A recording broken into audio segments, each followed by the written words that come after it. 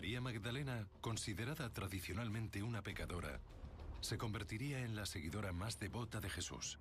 Para mí, María Magdalena es una de las figuras más cautivadoras de los evangelios. Testigo de la crucifixión y la resurrección, es una de las mujeres más incomprendidas de la Biblia. Ella fue la primera cristiana. Conocida como una prostituta penitente, ¿sería en realidad la esposa de Jesús? Es un poco escandaloso. La Biblia nos cuenta poco sobre ella. ¿Es posible que todo lo que hemos asumido sobre ella no sea cierto? ¿Podrían evangelios perdidos ayudarnos a completar su historia y a saber quién era en realidad María Magdalena?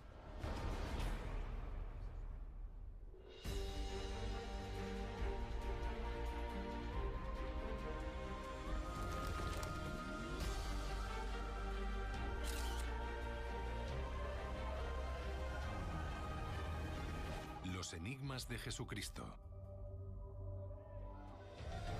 El Evangelio de María Magdalena. En la actualidad muchos cristianos veneran a María Magdalena por su compasivo amor hacia Jesús. Creo que Jesús lo era todo para María. Estuvo presente en la crucifixión y, lo que es más importante, en la resurrección. Fue la primera persona a la que Jesús se apareció tras su muerte. No lloréis y no estéis tristes. No vaciléis más, pues su gracia os protegerá. Pero en lo referente a los detalles de la vida de María, la Biblia nos cuenta muy poco. El Nuevo Testamento la menciona solo 12 veces. María Magdalena es extraordinaria y hay muy pocas menciones sobre ella en los evangelios, pero son tan cruciales para la historia de Jesús que han ocupado nuestra imaginación durante siglos. En realidad, muchas de nuestras ideas sobre María no son más que un mito. Puede que el más duradero sea que era una mujer de mala vida, una prostituta a la que Jesús salvó del pecado. A menudo se la considera una mujer extremadamente seductora, con un gran erotismo. 2000 años después cuesta separar la leyenda de la realidad en la historia de su vida. ¿Quién era María en realidad? ¿De dónde vienen estos mitos y cuál es la verdad sobre su relación con Jesús?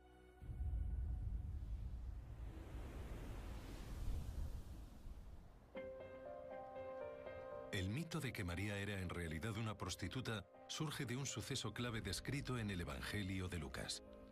Imaginemos la escena. Jesús ha sido invitado a comer a casa de Simón el fariseo. Había en la ciudad una mujer pecadora, la cual al enterarse de que Jesús estaba a la mesa en casa del fariseo, se presentó allí con un vaso de alabastro lleno de perfume. La Biblia describe que una pecadora a la que consideraban prostituta fue a visitar a Jesús. ¡Fuera de aquí! ¡Fuera! ¡No se deje! ¡Fuera de aquí! ¡Fuera ahora mismo! El hecho de que Jesús permitiera que esta mujer entrara y le ungiera los pies, y ante todo que le tocara, Maestro, significaba que no podía ser un profeta o un mesías. Nunca permitiría que una persona así le tocara. Para los presentes fue una provocación. Pero lo que quizás fue más sorprendente fue la reacción de Jesús. ¡Basta!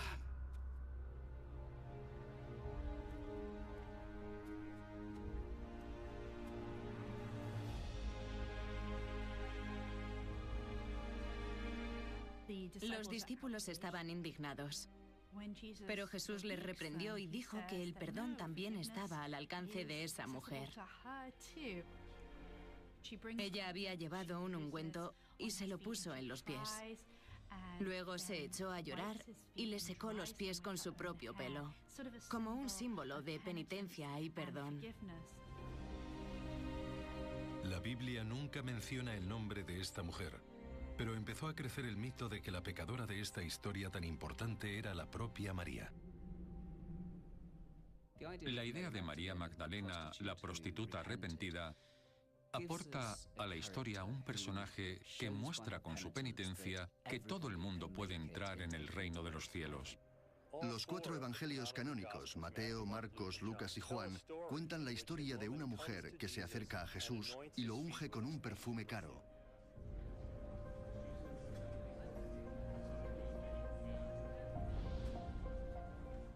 Ninguno de los 4 evangelios canónicos identifica a esa mujer como María Magdalena. Entonces, ¿cómo llegamos a asociar erróneamente el nombre de María con este famoso episodio del Nuevo Testamento? La respuesta parece surgir 5 siglos más tarde, con este hombre, el Papa Gregorio el Grande. El motivo por el cual la gente cree que María Magdalena era una prostituta es porque en el siglo VI, Gregorio el Grande pronunció una homilía en la cual equiparaba a María Magdalena con la pecadora que ungió los pies de Jesús.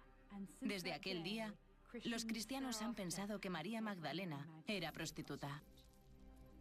Gregorio el Grande no intentaba faltar al respeto a María Magdalena o a las mujeres. Fue el resultado de una falta de conocimiento. En la época de Gregorio el Grande, no solo tenían 4 evangelios que circulan juntos, sino una tradición en la que se pueden mezclar esas historias. A partir de este error, emerge la imagen de María Magdalena como una mera prostituta. Un mito que ha ocultado la realidad de por qué fue tan devota de Jesús y desempeñó un papel tan importante en su vida y resurrección. La verdad es todavía más perturbadora. Según el Nuevo Testamento, María estaba poseída por varios demonios y Jesús fue el que la salvó.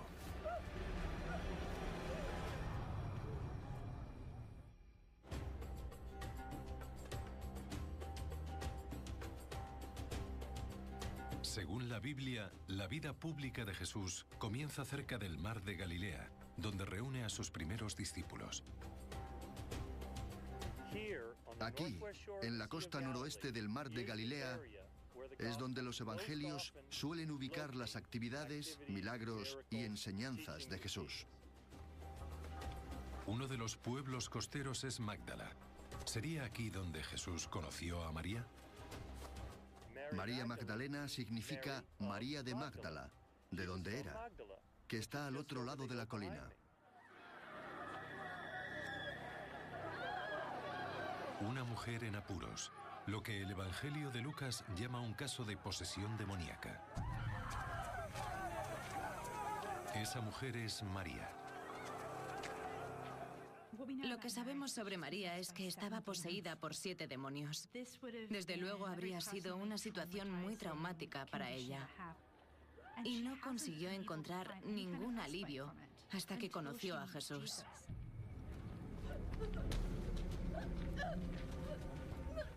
Según los evangelios, la manera en que Jesús trataba con los casos más graves de posesión demoníaca era consiguiendo que los demonios le dijeran su nombre.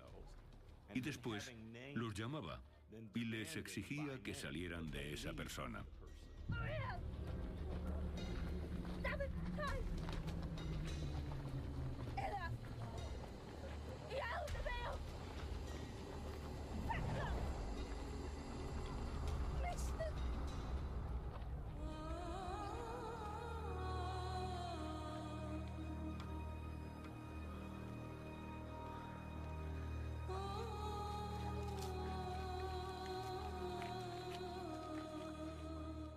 Cuesta imaginar lo profundo que debió ser ese momento para ella.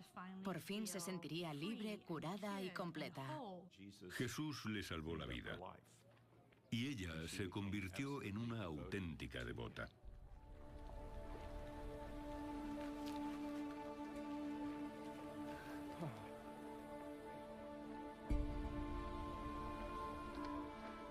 Puede que María tuviera alguna enfermedad mental, quizás depresión. Fuera lo que fuera, su encuentro con Jesús le cambió la vida.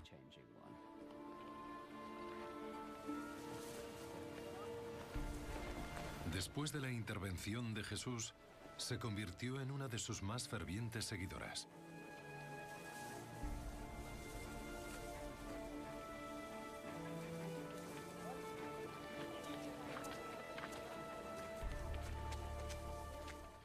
Jesús tenía en aquella época un grupo muy abierto de discípulos. El suyo era un movimiento muy heterogéneo en el que también había mujeres que en muchas ocasiones podrían haberse sentido marginadas. Estar con Jesús les proporcionaba una identidad y autoestima que no solían encontrar fácilmente en su sociedad. María Magdalena parece atípica para una mujer judía de su época. La mayoría de mujeres de Galilea vivían en un entorno doméstico, ya fuera como hija, madre o esposa. Pero acompañar a un predicador itinerante con un nombre que no la vinculaba a su esposo no era habitual. En el caso de María, parece que su papel va más allá del de una mera seguidora espiritual. Una de las cosas que María aportó al movimiento de Jesús fue dinero, tenía recursos. Fue una de las mujeres que ayudaron económicamente a Jesús durante su misión.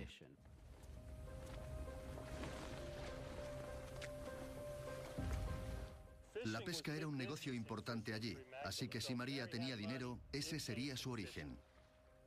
Puede que fuera la dueña de un negocio de pesca y que usara los beneficios para financiar el movimiento de Jesús. Sabemos que Jesús intentaba llegar a las mujeres con su mensaje, así que habría buscado mujeres influyentes en la comunidad que tuvieran credibilidad entre el resto de mujeres.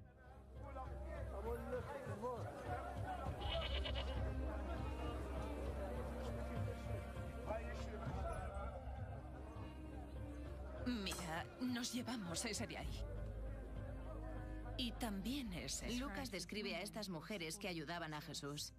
Está María Magdalena y también Juana, mujer del criado de Herodes Agripa, Susana y muchas otras. Hay muchas mujeres que apoyan a Jesús y que también le siguen. Y la gente que seguía a Jesús eran sus discípulos.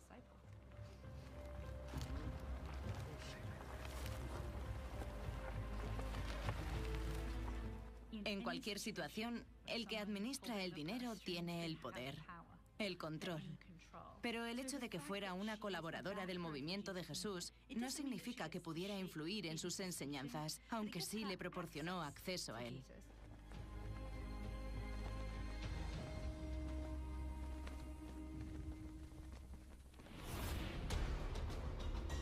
María acompañó a Jesús durante los meses que predicó por Galilea. Pero, ¿qué pasó durante ese tiempo? Un sorprendente descubrimiento realizado en Egipto en 1945 parece dar una sorprendente respuesta. Es la mayor teoría conspiratoria según la cual había una relación entre Jesús y María Magdalena. ¿Jesús y María Magdalena podrían haber estado casados?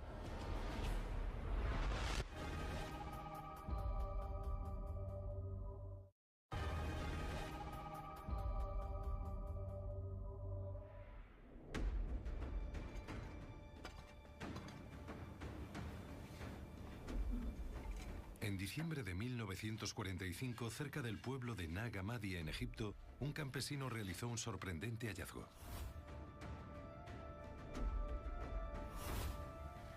Dentro de una vasija de cerámica encontró 13 libros antiguos que habrían sido enterrados hace más de 1500 años.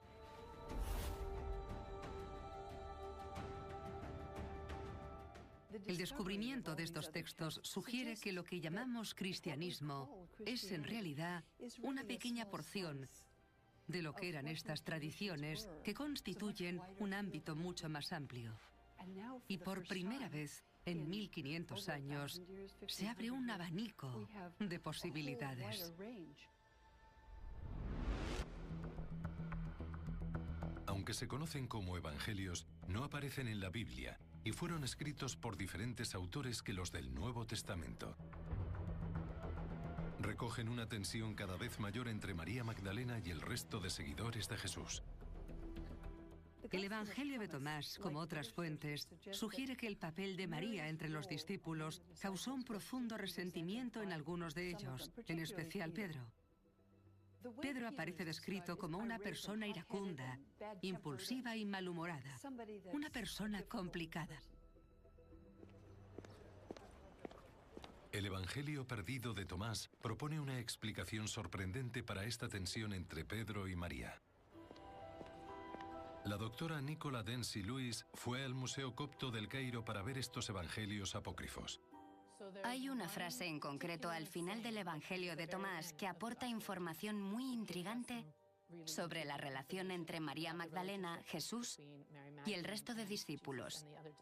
Está en el último folio, el folio 51. ¿Podríamos verlo? Claro. Muy bien.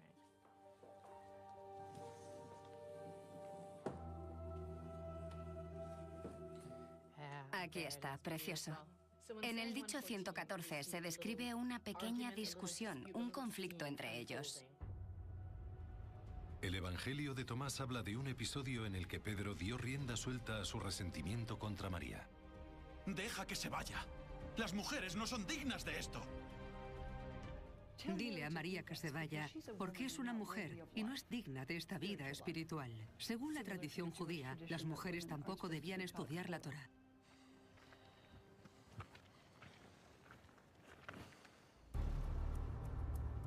Otro evangelio apócrifo, el de Felipe, sugiere un motivo diferente para la antipatía que Pedro y el resto de discípulos parecían sentir por María. Todas esas tentadoras teorías de que Jesús y María Magdalena eran amantes surgen de este pasaje. Esta es la información más interesante que tenemos, la clave de las teorías conspiratorias sobre la relación entre Jesús y María Magdalena. En las primeras comunidades cristianas, la mayor parte de los misionarios eran parejas. Tiene sentido que Jesús fuera parte de una pareja misionaria. Como un hombre judío del siglo I que fue, habría sido muy probable que Jesús hubiera estado casado a lo largo de su vida. Esto es importante. Si Jesús, el Hijo de Dios, estaba casado, puede que tuviera hijos. Si hubiera tenido una relación íntima, la gente querría saberlo. Y si tuvo hijos, significaría que hoy podría haber descendientes con sangre santa. Hay unas páginas en concreto que tengo muchas ganas de ver, la 63 y la 64. Bien, sí.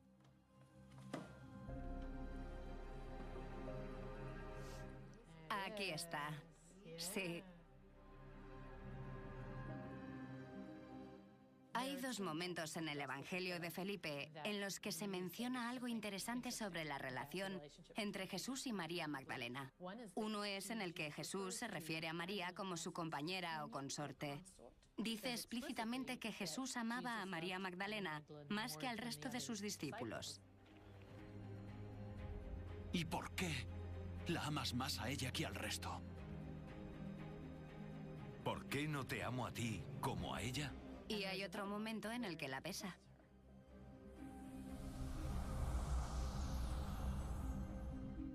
Solía besarla y luego hay un hueco. Así que hemos perdido esas palabras y no sabemos dónde besaba a María Magdalena. Es el más comprometido de los sitios donde podía haber un hueco. ¿Qué ponía? ¿Que la besaba en los labios? O tal vez algo menos atrevido, algo menos sexual. ¿Solía besarla en la frente? ¿Solía besarle los pies? Si habéis leído El Código Da Vinci de Dan Brown, hay una escena en la que citan al Evangelio de Felipe.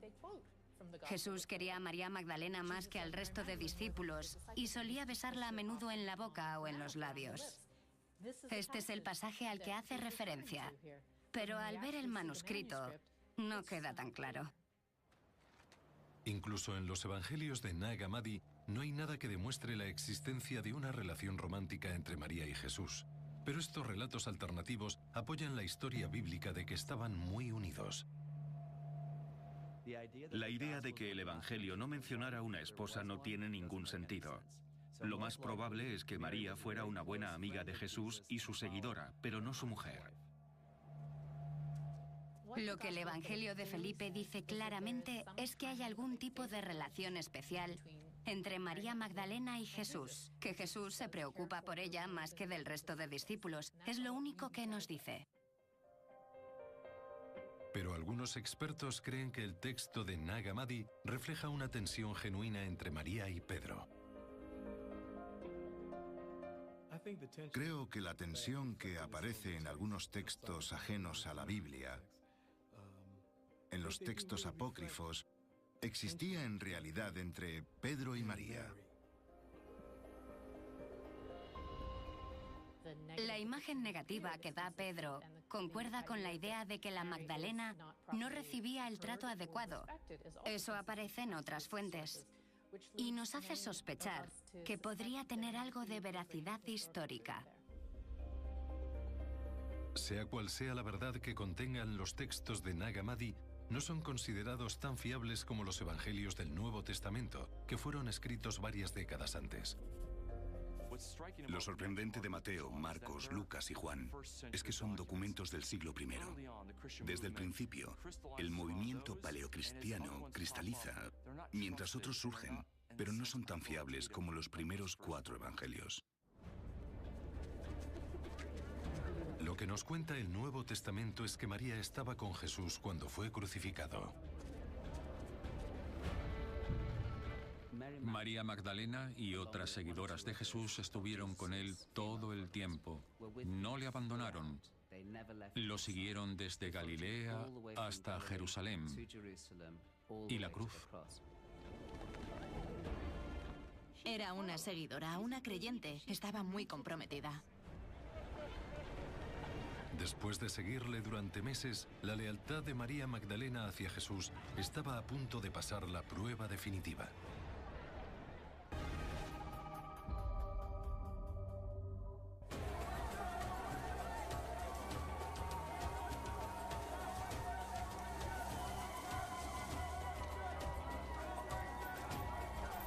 Unos días antes de morir en la cruz, Jesús llevó a sus seguidores a Jerusalén para pasar la Pascua judía.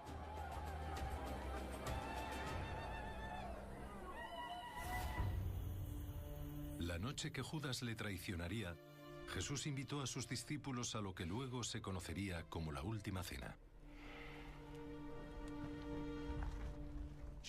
Jesús celebra la última cena en secreto para impedir que las autoridades lo sepan.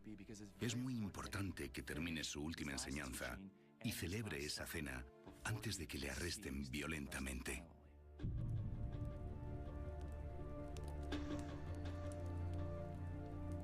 María Magdalena y la madre de Jesús no estuvieron en la última cena, pero el motivo de su ausencia es que Jesús sabe que está a punto de ser seccionado y su arresto podría ser muy violento, podría ser peligroso.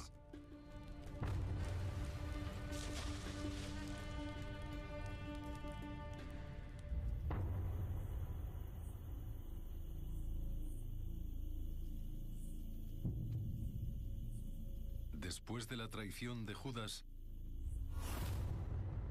Jesús es arrestado, juzgado y sentenciado por Poncio Pilatos a ser azotado y crucificado.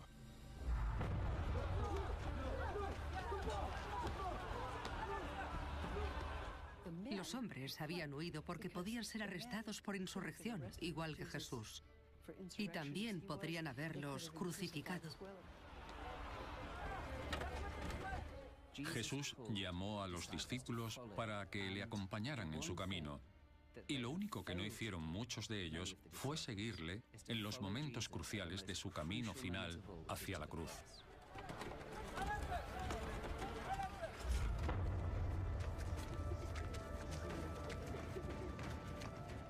Pero María sí lo entendió y lo siguió hasta la cruz. Logró hacer algo ante lo que muchos otros fracasaron. Debió ser muy difícil para María y para María Magdalena.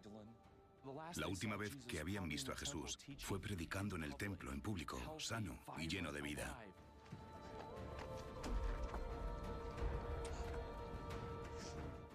Dice mucho del compromiso de María y del resto de mujeres, de su dedicación a Jesús y su voluntad de estar con él en esos momentos tan duros, durante su crucifixión.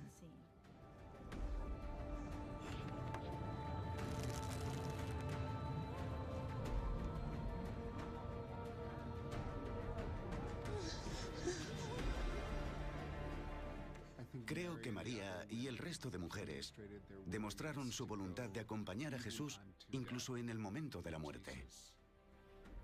Estuvieron ahí para él y no estaban seguras de que fueran a tener una vida después de Jesús.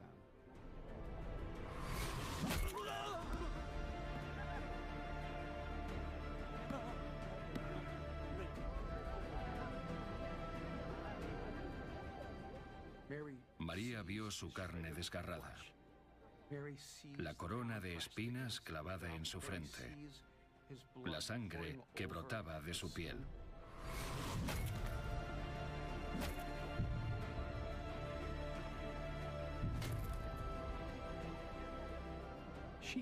Pudo oírle llorar. Sintió su agonía. Y de algún modo, supo que todo eso era por amor.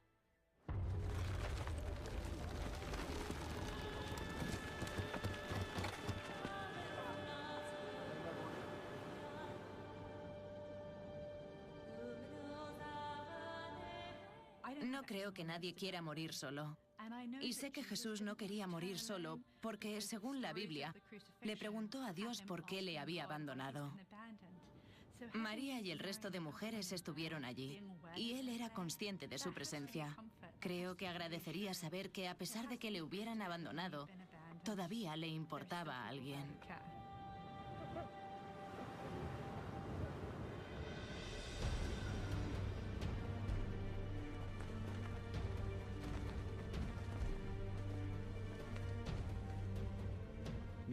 María Magdalena hizo algo que todos podemos hacer frente al sufrimiento, que es estar presentes. No puede aliviar su sufrimiento, no le puede bajar de la cruz, pero puede estar ahí. Creo que cuando alguien está enfermo o se está muriendo, puede servirnos de consuelo y la podemos tomar como ejemplo. Es la pastoral de la presencia. Puede que sus discípulos más cercanos le hubieran abandonado, pero María Magdalena seguía ahí. Gracias a Dios que estuvieron ahí para acompañarle. Al final no estuvo solo, gracias a la valentía de estas mujeres. Y creo que eso debió reconfortarle en cierta medida.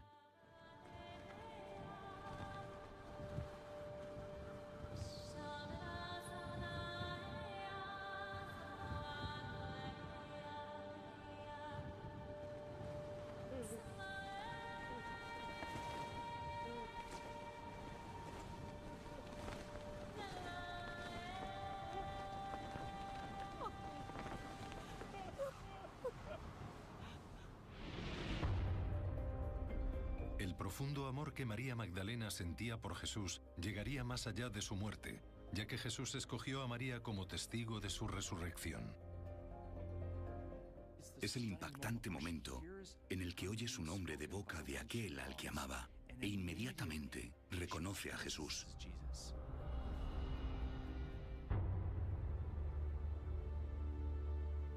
La tarde siguiente a su crucifixión bajaron el cuerpo de Jesús de la cruz.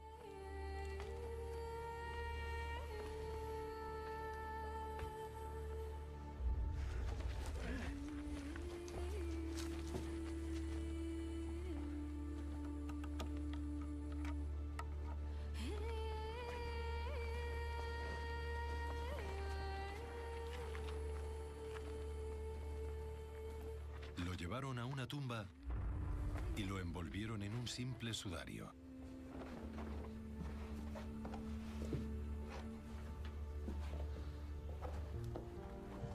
Luego taparon la entrada con una roca.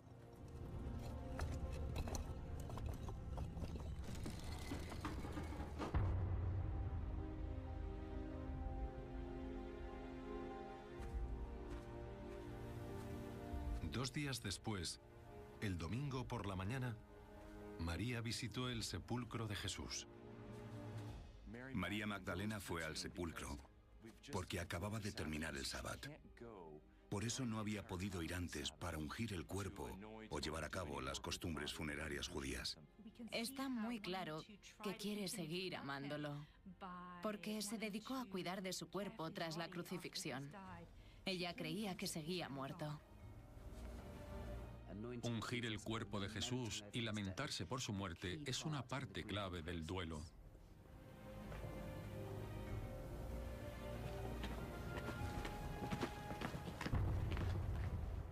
La piedra no estaba allí.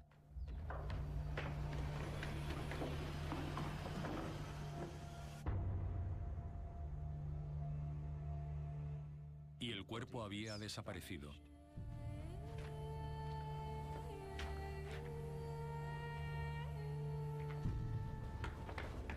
Creyó que alguien había robado el cuerpo. Los ritos fúnebres eran muy importantes en la antigüedad y también se lo habían arrebatado. ¡Escuchad! ¡Se han llevado del sepulcro al maestro!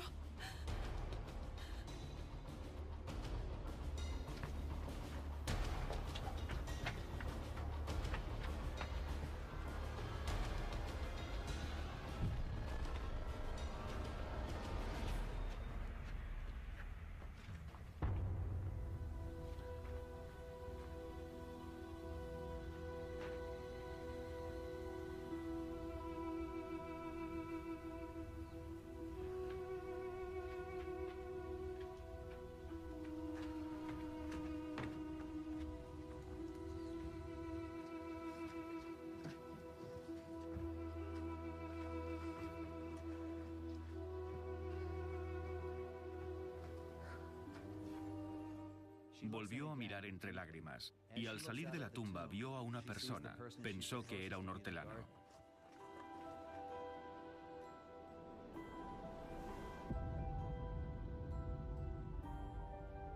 Señor, si se lo ha llevado, dígame dónde está y yo iré a recogerlo.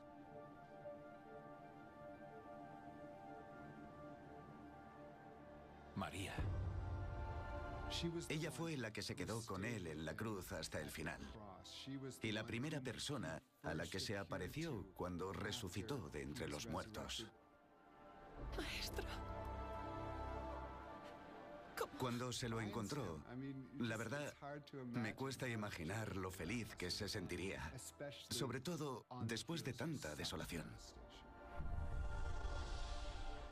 Es un momento increíblemente conmovedor e íntimo, de reconocimiento entre dos personas, el maestro y la alumna. ¿Cómo? No me toques. Quiere abrazar a la persona que había seguido y amado.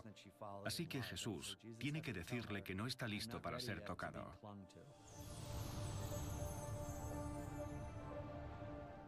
María Magdalena es la primera a la que se aparece Cristo resucitado, por lo que tiene una gran importancia para el cristianismo. Durante 1 o 2 horas, María Magdalena fue la única que supo lo de la resurrección, así que ella fue la primera cristiana.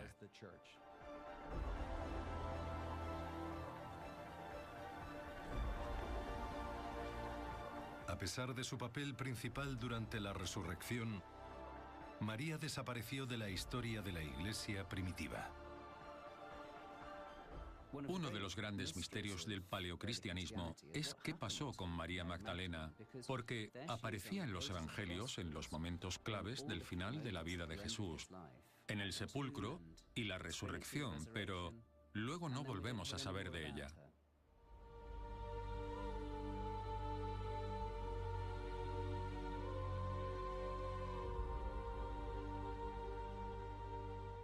Es muy difícil saber qué pasó con María Magdalena tras la resurrección. Desapareció de la historia de la Iglesia primitiva.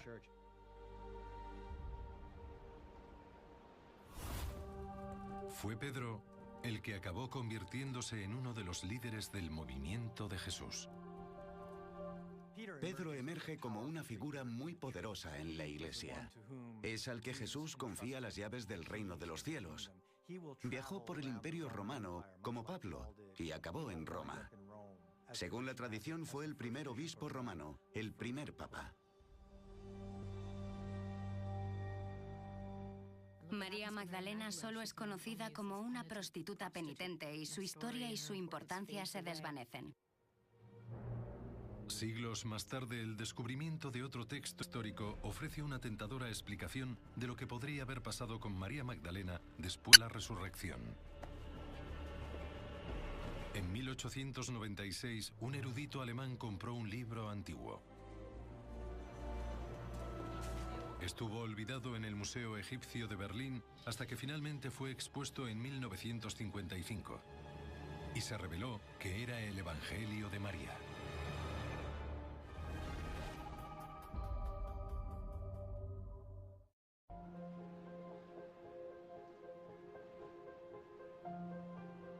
Es uno de los mayores misterios de la Biblia.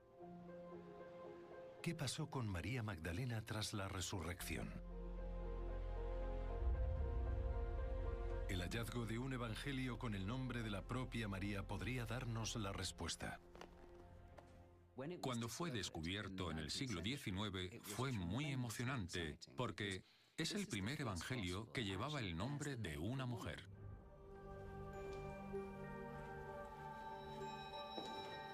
Nicola Denzi Lewis viajó hasta Berlín para verlo en persona.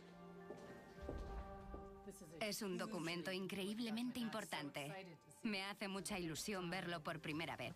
Abramos la caja. Ahí está. Fijaos. Quedan muy pocas páginas, aunque era un libro muy largo. Sí, sí.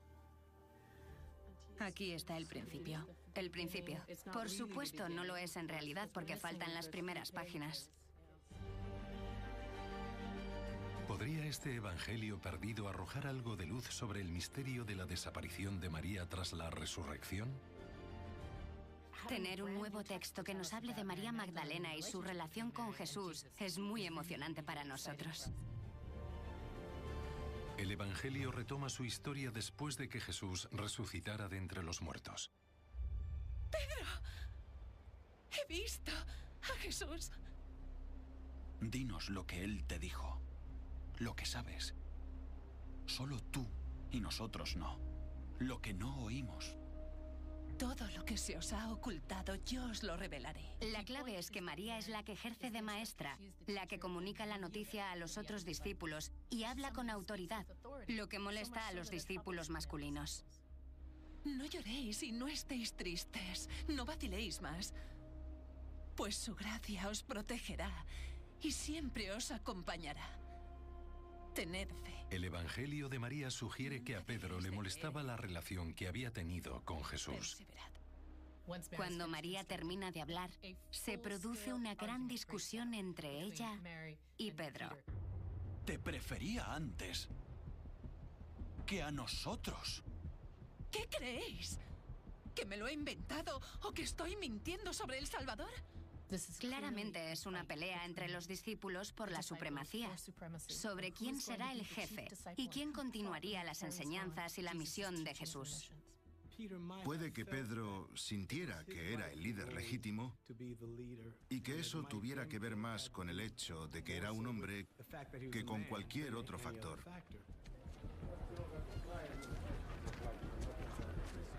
La conclusión de este evangelio es que María era la discípula predilecta por encima de Pedro y que debería ser la que predicara como los hombres. Al final del evangelio, María se marcha a predicar con el resto.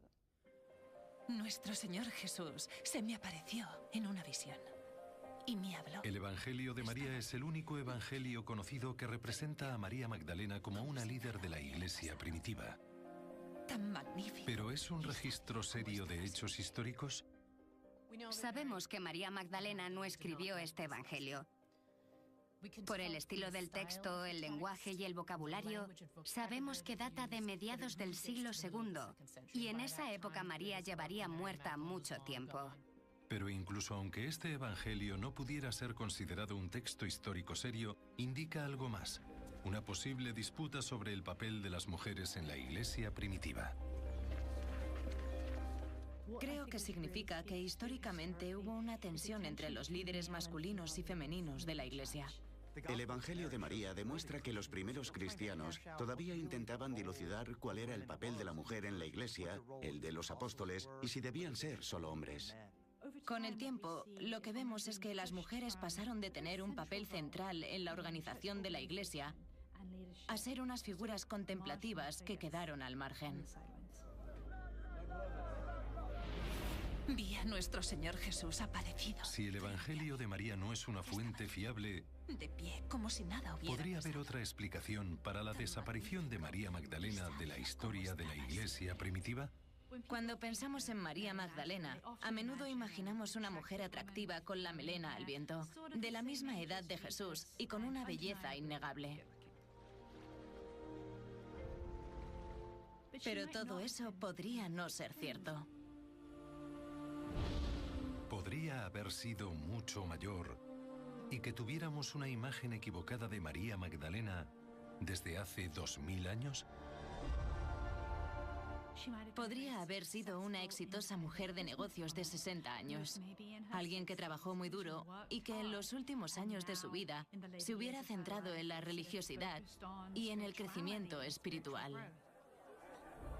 Creo que María Magdalena probablemente fuera una mujer rica, una mujer mayor o de cierta edad, que tuviera los medios necesarios para apoyar a Jesús y su movimiento. Puede que no viviera mucho más que Jesús y ese fuera el motivo por el que no volvimos a saber de ella. Sería algo extraordinario. Pero sea cual sea la verdad sobre su edad, podemos estar seguros de que Jesús ayudó a una mujer poseída.